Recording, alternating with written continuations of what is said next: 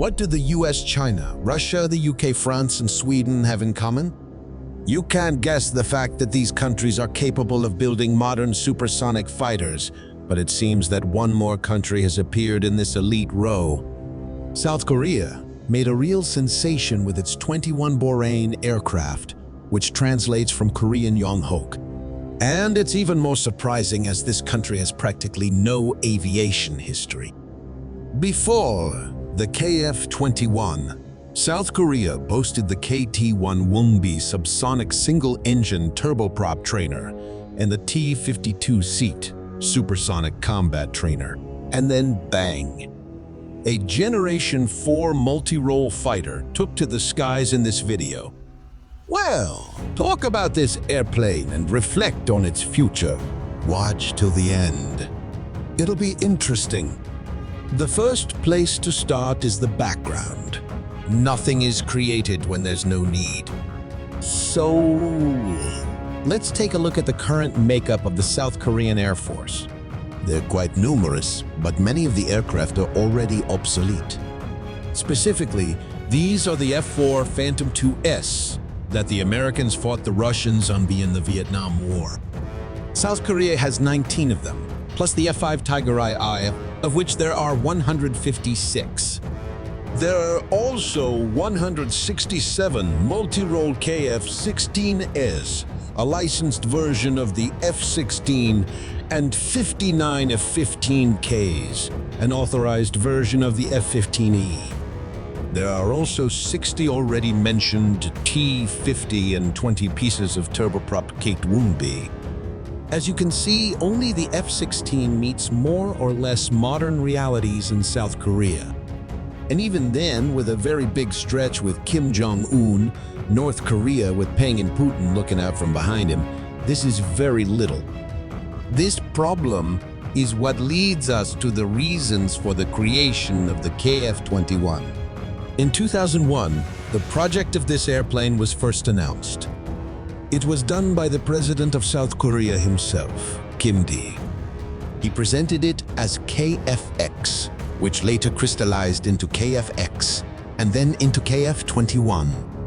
The development of the new aircraft is the responsibility of the country's leading aircraft manufacturer, Korea Aerospace Industries, abbreviated as KAI, and the Defense Development Agency, Agency for Defense Development of the Ministry of Defense of South Korea.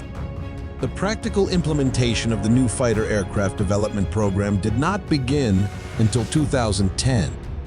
In December 2015, KAI was awarded a contract for the full-scale development of the fighter, known at the time under the designation KFX.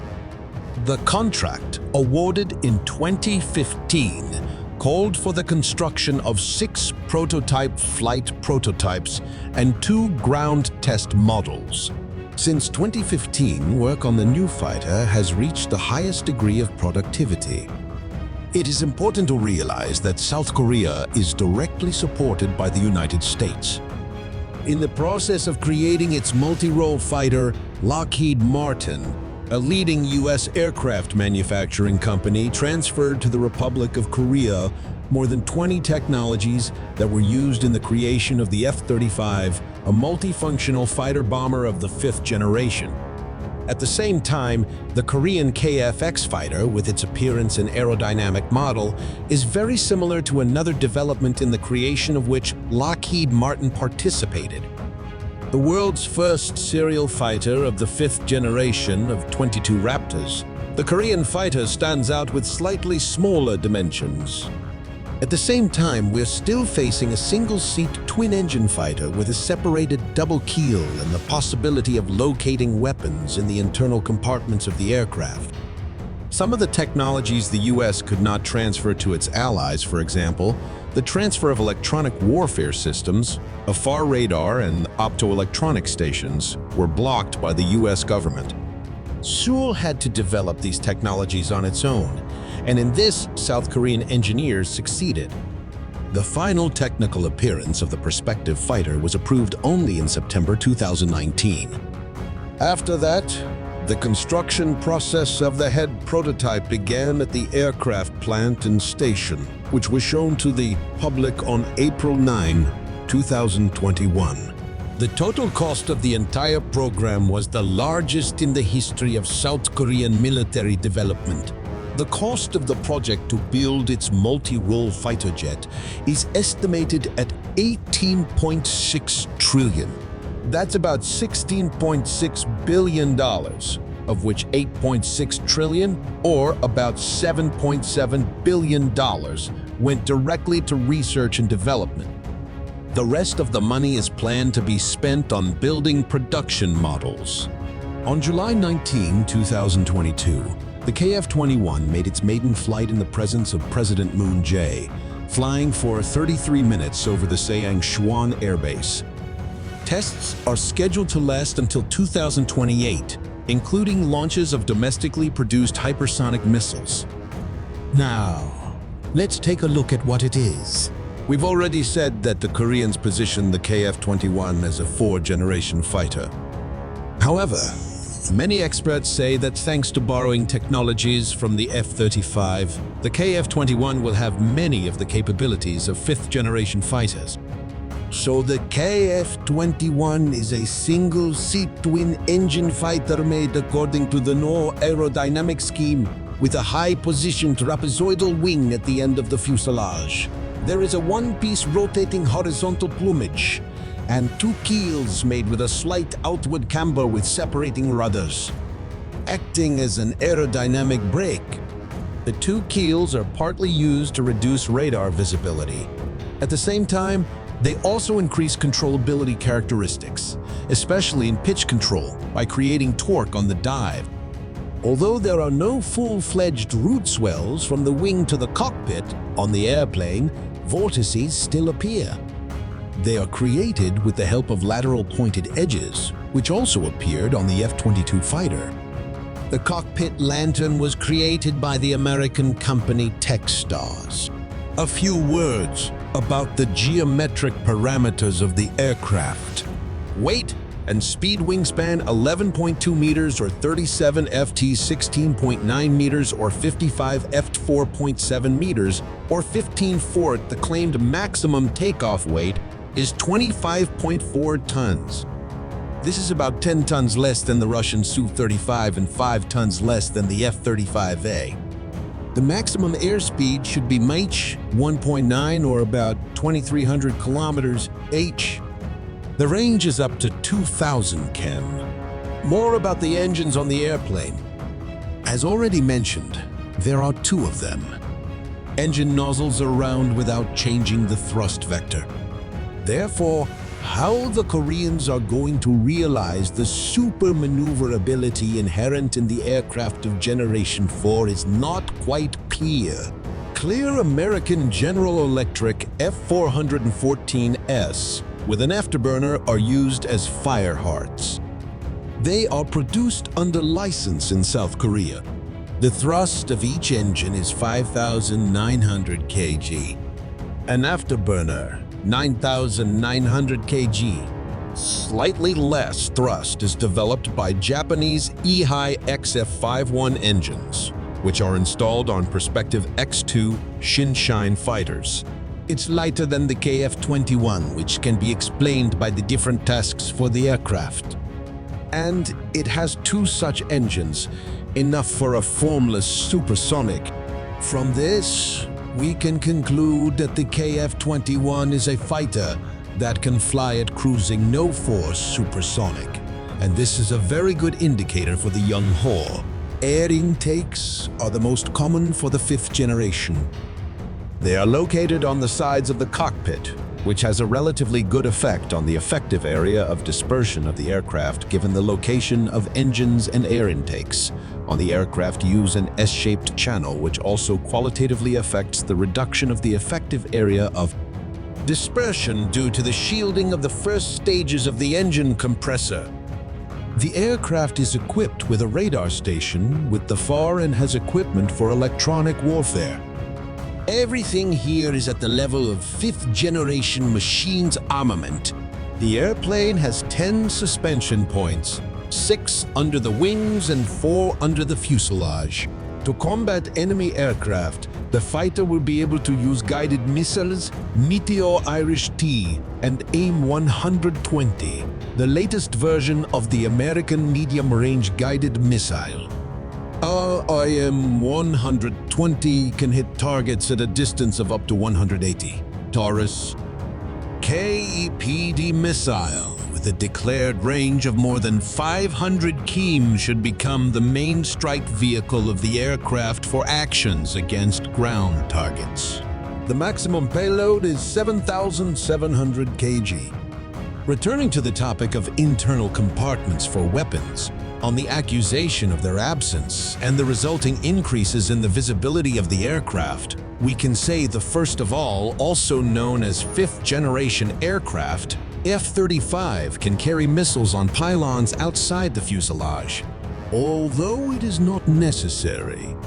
This is not to mention that the other widely recognized stealth aircraft, the Chinese J-20, has sub-fuselage fins in its airframe design that increase the effective dispersion area.